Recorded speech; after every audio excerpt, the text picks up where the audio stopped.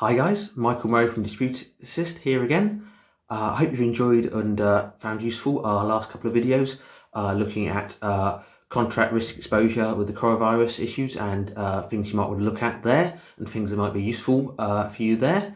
If you haven't seen those videos, have a look for Dispute Assist on YouTube and you should be able to find them. Should be on there on our channel. But today I wanted to move on and talk about a related issue, which was insurance and insurance in the lockdown and how that can help you, some of the issues there might be and what you can do about them. But to start off with today, I wanted to just set some groundwork by looking at the different parties involved in insurance and the parties you might come across if you have to try and make a claim.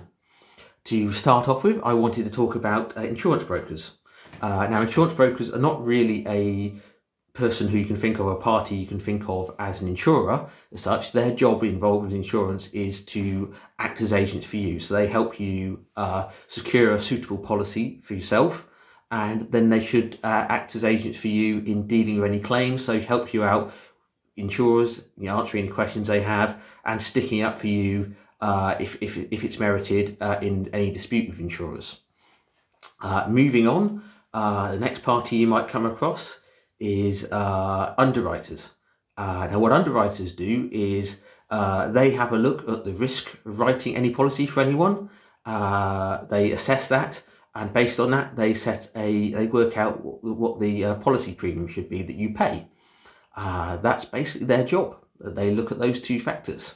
So next down the line you have capacity providers, and these are the guys that work with the underwriters, and they are effectively the guys sitting on the pots of money to pay out for any claims. So they're the ones that write the check if a check is needed to pay any claim.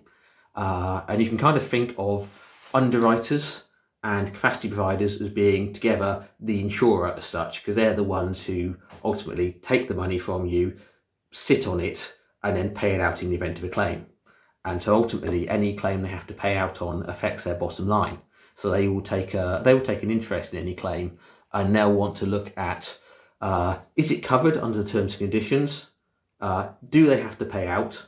How much they have to pay out? How quickly they're going to have to pay out? So those are the core things they're looking at in any claim. And in order to do that, they use a variety of people. To start off with, they might use claims handlers. Claims handlers tend to be agents for the insurer. They're sometimes independent, they're sometimes part of the insurer company.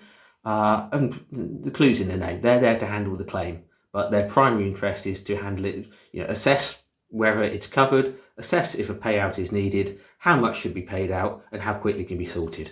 That's what they're looking at there.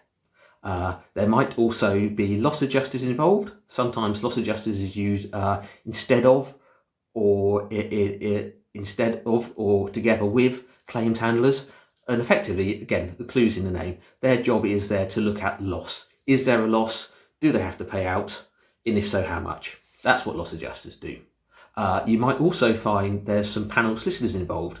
Panel solicitors tend to be independent solicitors working for a firm of solicitors who are on a pre-organised panel approved by an insurer, and they're there for insurers to instruct them to deal with claims.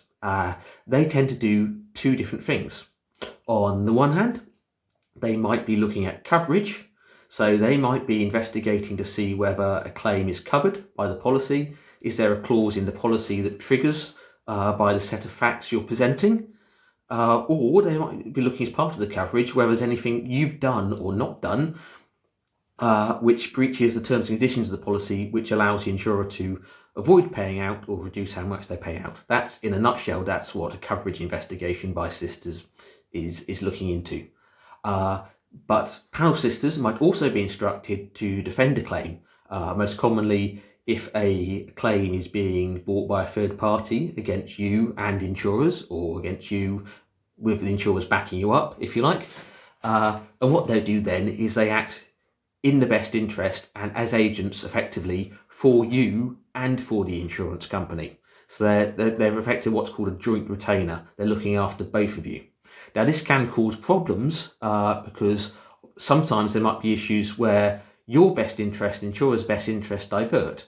For example, you might have a client who's a particularly important client to you, who's bringing a claim against you, and obviously you might want to preserve your relationship with them because they're an important client. The insurer, however, just wants to get out of this as quickly and as cheaply as possible. So that can cause difficulties. And the reason this can cause difficulties for solicitors is they have a duty not to act in a conflict of interest. So if there is a situation where your best interest and the insurer's best interest differ, that can sometimes cause problems. So that's something we all have to look out for. That's probably enough for now. I'll do another video and I'll start talking about some of the issues being faced in the insurance market with the coronavirus crisis and how that might have implications for you. So look out for that video, should be coming shortly. Cheers. Bye.